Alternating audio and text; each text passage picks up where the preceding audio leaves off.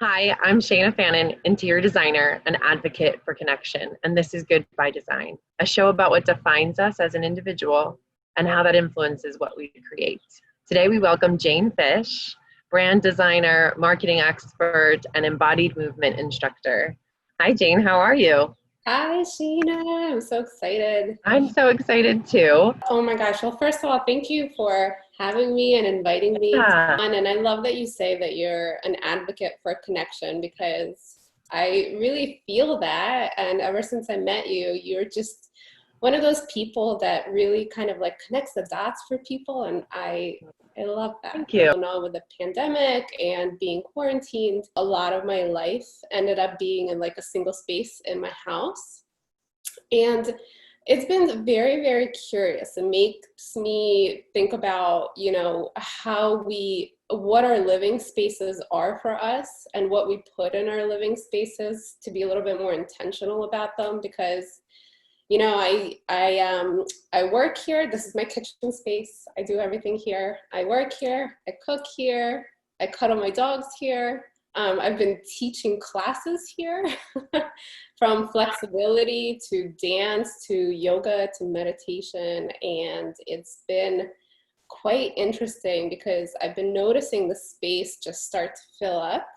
And I've been noticing myself, give myself a little bit of time and a little bit of stillness to air out the space and cleanse the space a little bit more. I start each one of my days early in the morning. I do a little cleaning session and just prep the space because I feel like it just needs to have that little bit of like, all right, a lot's going to happen here today. Let me just do a little bit of cleansing to get it ready for the day. No, I absolutely love that. And I think, what's great is that you instinctively chose this one space in your house, Mm-hmm. that Mm-hmm. has beautiful light, that has all the, not too many things, but a lot of the things we can see in the background, a lot of the pieces are, and they're, Nature. yeah, they're nature, but they're also, any of the pieces of art, they're made by, artist friends, Yeah. people that or, are local and, brings you back to, this Mm-hmm. space. Um, Mm-hmm. and I think it's so crucial in using one space for so many things, like things that support us and ignite our creativity, and then for you to be able to get like natural light and Mm-hmm. air and all that helps to make the space feel larger Yeah.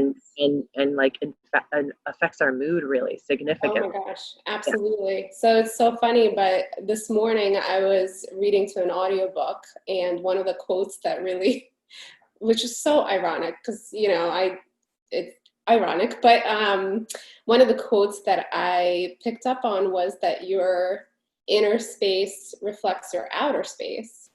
And I literally just like looked at my room, looked around, and I was just like, all right, what does this say about my inner space? And it's so funny. Like, I probably shouldn't even be sharing this, but on the outside, my space feels pretty clean and tidy because I need it to be that way so I could really have like clarity of thought. I create a lot, I design a lot from scratch, and I just have to like always be following my curiosity. And if there's something like standing in my way, to follow that little path of curiosity, I could get distracted fairly quickly. But if you look inside some of my cupboards and some drawers, it might not exactly reflect that. So I was really like, for some reason, I was thinking about that today. I was like, whoa, that kind of really speaks true to some little inner landscapes that I haven't explored yet. So that's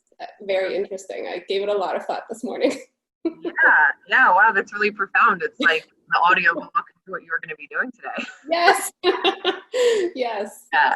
So, I think that's really critical. I think, when we walk into a space that's cluttered or, like you said, you prepare the space for what you're about to do in it. mhm. Because without that preparation, like our minds wander. We aren't focused. We can't let that creativity bubble up because we're thinking, oh, I've got to clean this up, or I've got to organize that, or I haven't gotten to, fix that, leaking sink, or whatever it is. It distracts us. And a lot more than I think we recognize until something like COVID happens, and we're jammed into, not jammed, but we might feel jammed into just staying at home and perhaps setting up shop in one room. But, instinctively, I think we choose the room that really supports us the most, or that we can set it up so that it supports us the most. Yes. So I love that, like, you chose this space that's so connected to nature, because I think that's a huge part of who you are is that connection to nature. Yeah, absolutely. I think a big component of what influences my creativity is just nature in general, and my reverence for anything that's alive and living. I love it so much. Yeah. And does that, like, do you find that you're also an embodied movement instructor? And so do you find that, that embodied movement, you've been also doing it in the space behind, behind where you're sitting right now. Do you find that kind of doing that in the same space as you're creating and strategizing and doing the branding, has that, like, influenced the way that you're creating during all of this? Oh, that's so funny. Movement is such a miracle. And it's so profound to me and so powerful. And sometimes I actually use movement as a catalyst for creation. There's something about utilizing this, like, giant, like, I'm outlining myself, but this body that we have, which I don't think is used enough, because we typically want to trim it down or make it stronger, but we don't really use it as this, like, processing tool. And this is something I've just been learning over the past year, how incredibly intelligent our body could be. So I often come to movement to be that origin point of creation for me. I get a lot of ideas, I get a lot of information from moving my body. So having this space to move in, I think, has actually been very, very big for some of the things that I've been creating, and some of the people that I've been working with over the past couple of months specifically. And I'm just so grateful to this tool that we all possess. Yeah, it's so funny because I think, we have come to see work, especially in America, as sitting in a chair, staring at a computer, clicking away.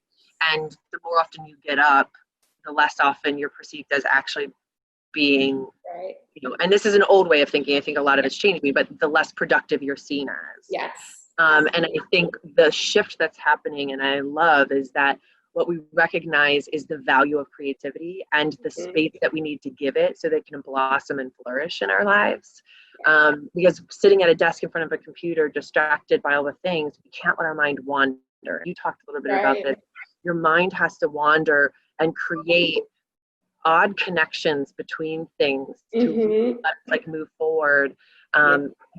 Great amounts of creativity and great thoughts. So I love that, like, your movement is so much a part of your creativity, because I think in reality, we all don't recognize just how much movement is a part of our culture. Thank you so much for, like, coming on, Jane, and sharing yourself and sharing all these insights that you've had, specifically during COVID, and, connecting movement and your creativity and this space. If people want to get in touch with you, how do they get in touch with you, Jane? What's the best way?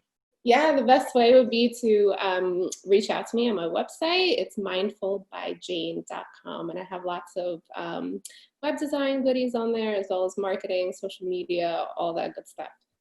Thank you so much, Jane. I really appreciate you coming on the show. Thank you so much, Shana. This was so fun. I'll see you.